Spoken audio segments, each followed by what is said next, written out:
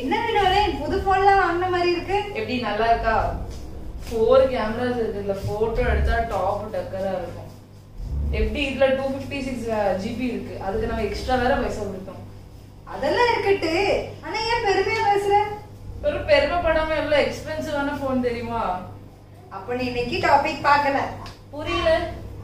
இன்னைக்கு நமக்கு டாபிக்கே பெருமை கொள்ளாதேதான். பெருமை கொள்ளாதேயா? என்ன பெருமை தப்பா? ஆமா பின்ன என்ன பிள்ளைகளா, நீங்களும் பெருமை கொள்றது தப்பா இல்லையான்னு யோசிக்கீங்களா? அப்ப இந்த சண்டே கிளாஸ் உங்களுக்காக தான். Welcome to RPTM Sunday class.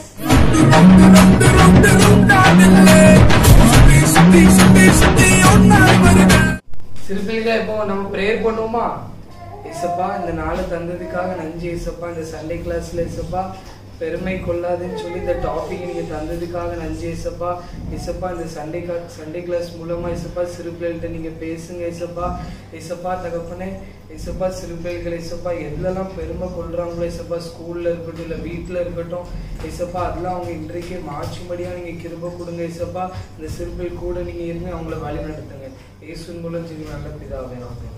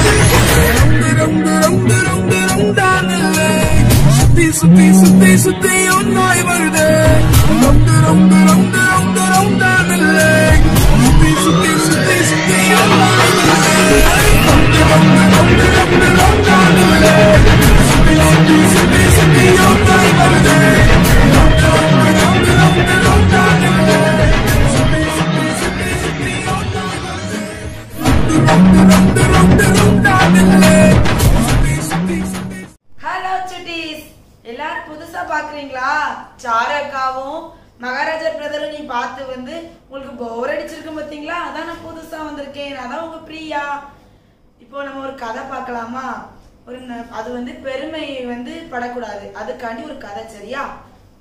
நாகமான் ராஜாவை பத்தி ஒரு கதை. அந்த கதை வந்து ஒரு ராஜா இருந்தாராம் ஒரு நாட்டுல.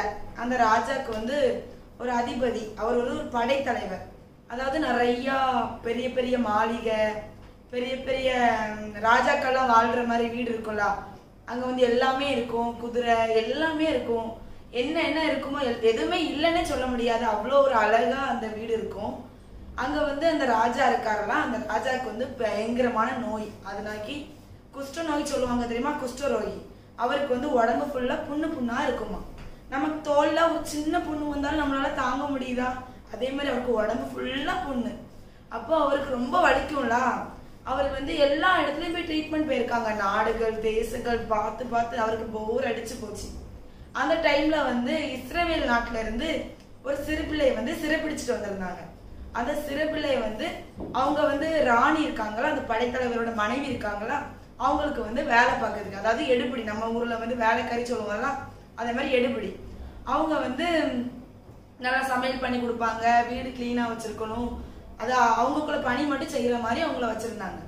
அப்போ அந்த பொண்ணு சொல்லிச்சா, நீங்க எல்லா பக்கமும் போய் பார்த்துட்டீங்க, எல்லா பக்கத்துலயுமே நீங்க குணமே ஆகல, அப்போ சமாரியா நாட்டுக்கு மட்டும் போய் ஒரே ஒரு டைம் எனக்காண்டி போய் பார்த்துட்டு வாங்களேன், நீங்க வந்து இதை படைத்தலைவர்கிட்ட சொல்லுங்க அப்படின்னு சொல்லிட்டு அந்த ராணிட்ட வந்து ஆலோசனை கொடுத்தாங்களாம்.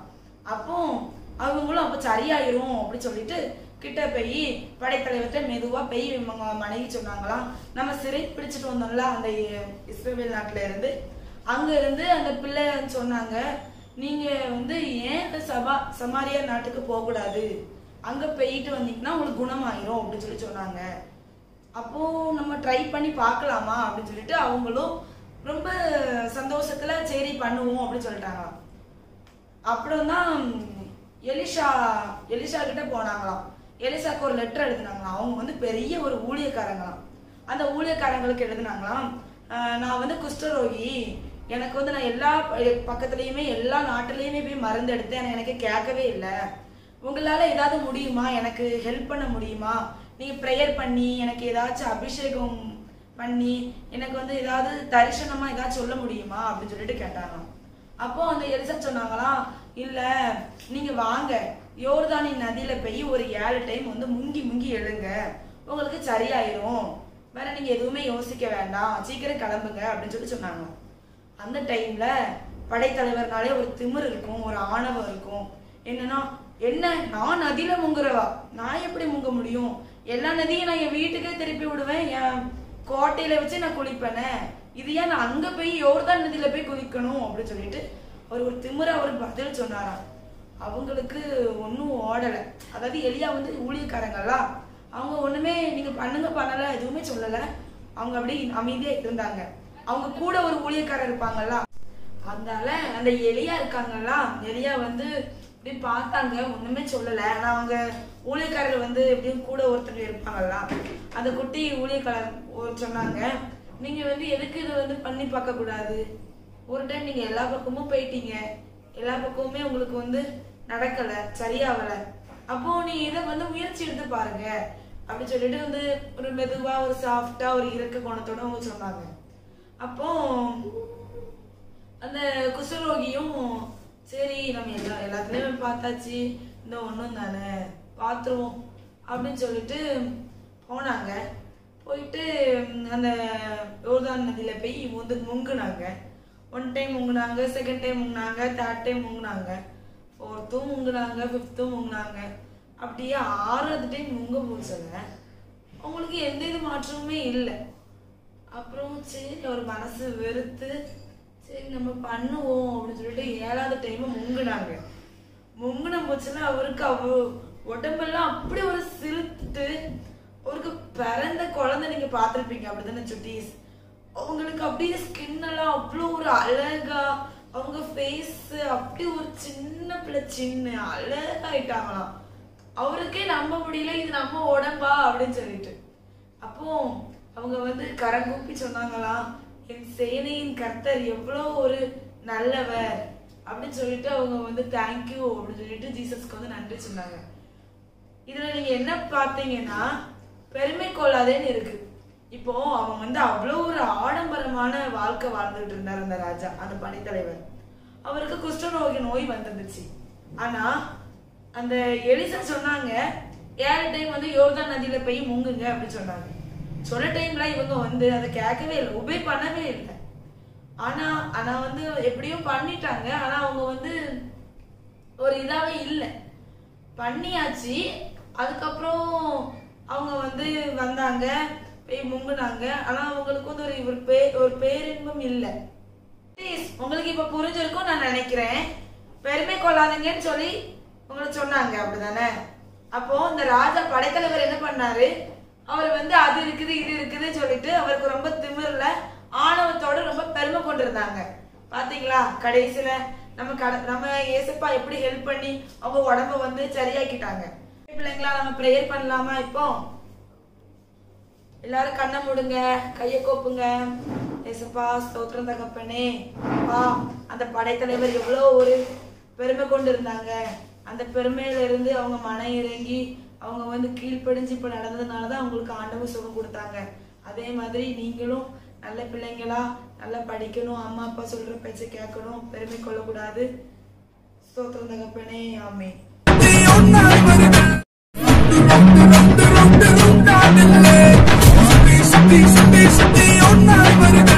ஹலோ குட்டீஸ், வசனம் படிக்குமா? நான் சொல்ல திருப்பி சொல்லுங்க. தேவன் பெருமை உள்ளவர்களுக்கு எதிர்த்து நிற்கிறார், தாழ்மை உள்ளவர்களுக்கோ கிருபை அளிக்கிறார்.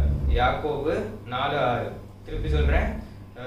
தேவன் பெருமை உள்ளவர்களுக்கு எதிர்த்து நிற்கிறார், தாழ்மை உள்ளவர்களுக்கோ கிருபை அளிக்கிறார். யாக்கோபு 4:6.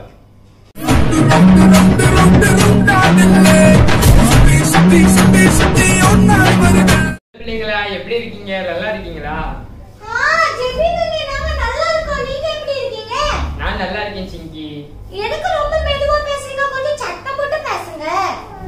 சத்தம் போட்டு பேச முடிய மாட்டேங்குது சிங்கி. எதுக்கு? தொண்டைல ஆபரேஷன் ஏதாச்சும் பண்ணிருக்காங்களா? இல்ல சிங்கி, சளி பிடிச்சிருக்கு. சளி பிடிச்சிருக்கா? Oh my God. சரி அதெல்லாம் விடுங்க. ஆனா உங்களுக்கு ஒண்ணு தெரியுமா? எனக்கு காலையில பந்தர்ல இருந்து இந்த யாரு அபிரேகா அக்கா, ஜுஜு அக்கா, இந்த ராஜா அண்ணே எனக்கு எவ்வளவு பிடிக்கும். ஆனா இன்னைக்கு அவங்க என்னைய பார்த்துட்டு ஒரு வசனத்தை சொன்னாங்க. என்ன வசனம் தெரியுமா? பெருமை கொள்ளாதே அப்படின்னு சொல்றாங்க.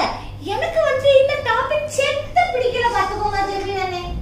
ஏன் சிங்கி? இந்த டாபிக் தான் ரொம்ப நல்ல டாபிக். இந்த டாபிக் எதுக்கு தெரியுமா எனக்கு பிடிக்கல? எங்க காலேஜ்ல நீங்க பாத்தீங்கன்னா நிறைய பேர் இருக்காங்க. ஆனா அந்த நிறைய பேர் இருக்கிறதுல எங்க டீச்சருக்கு என்ன மட்டும் தான் ரொம்ப பிடிக்கும். தெரியுமா? உங்களுக்கு தெரியாது என்னைய எப்படிலாம் ஆஹா ஓஹோன்னு பேசுவாங்கட்டு. நான் தான் ஸ்டடீஸ்ல ஃபர்ஸ்ட், நான் தான் கரிக்குலர் ஆக்டிவிட்டீஸ்ல ஃபர்ஸ்ட், எப்படி எல்லாம் என்னால நான் பண்ண என்ன சொல்லுவாங்க, நான் பண்ண ஹார்ட் ஒர்க், நான் பண்ண அது என்ன சொல்லுவாங்க, ஆமா நான் பண்ண ஹார்ட் ஒர்க், நான் கெயின் பண்ண நேம் எல்லாமே என்னால வந்தது. அதுக்கப்புறம் எதுக்கு பெருமைப்படக்கூடாதுன்னு சொல்றாங்க? சிங்கி, பெருமைப்படுறது இதுதான் பெருமைப்படுறது. பெருமை எப்படி படக்கூடாது சிங்கி. நீ பெருமைப்படும் போது ஏசப்பாவை நீ கீழே தாழ்த்தி உன்னே நீ உயர்த்துற. நீ இப்ப ஏசப்பாவை நம்பல, நீ உன் திறமையில நம்பி நீ இப்படி பேசக்கூடாது சிங்கி. ஜெபிலனே ஒரு நிமிஷம் இருங்க. நீங்க இப்படி சொல்றீங்களா? நான் என்ன சொல்றேன் நல்லா கேட்டுக்கோங்க. இப்போ நான் தான் படிக்கேன், நான் தான் எல்லா வேலையும் பார்க்கேன், கரிக்குலர் ஆக்டிவிட்டீஸ் நான் தான் பண்றேன். அப்ப நான் பண்ற ஹார்ட் ஒர்க்னால தானே எனக்கு பேர் கிடைக்கி. அப்ப நான் பெருமைப்படுறதுல என்ன தப்பு? அப்படின்னு உனக்கு ஞானத்தை தந்தது யாரு சிங்கி? நீ பிறந்ததுக்கு ஒரு காரணம் உண்டு. சிவனே, என்னோட மனக்கண்களை நீங்க திறந்துட்டீங்க அண்ணே. இத நான் யோசிக்கவே இல்லையே. நான் தான் தப்பு பண்ணிட்டேனோ? ஆமா சிங்கி, இப்படிப்பட்ட தப்பு பண்ண கூடாது. பெருமைப்படும் போது ஏசப்பா மனம் கஷ்டப்படுது சிங்கி. சரி அல்லாத, நீ ஜெபிச்சு என்ன மட்டும் மன்னிப்பு. எவ்வளவு பெரிய தப்பு பண்ணிருக்கேனே. இன்னைக்கு நான் பப்பு அண்ணனே வருது. இன்னைக்கு நான் ராஜா அண்ணன் எனக்கு ரொம்ப பிடிச்ச அண்ணனே நான் சந்தேகப்பட்டு நான் அவங்களே குத்தம் சொல்லி அவங்க எனக்கு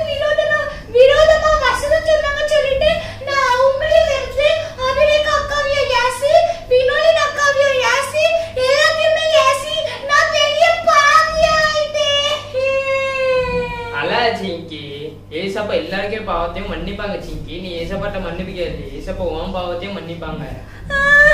ஏசப்பா என் பாவத்தை மன்னிப்பாங்களா? நான் எவ்வளவு பெரிய தப்பு பண்ணிருக்கேன். ஒரு தப்பு மறைக்கிறதுக்கு அதுக்கு மேல ஒண்ணு சொல்லி, அதுக்கு மேல ஒண்ணு சொல்லி, அதுக்கு மேல ஒண்ணு சொல்லி, எத்தனை தப்பு சிங்கி. தப்பு நீ எத்தனையோ பண்ணாலும் ஏசப்பாட்ட நீ ஒருக்கா போய் மன்னிப்பு கேட்டனா கூட ஏசப்பாவும் பாவத்தை மன்னிப்பாங்க சிங்கி.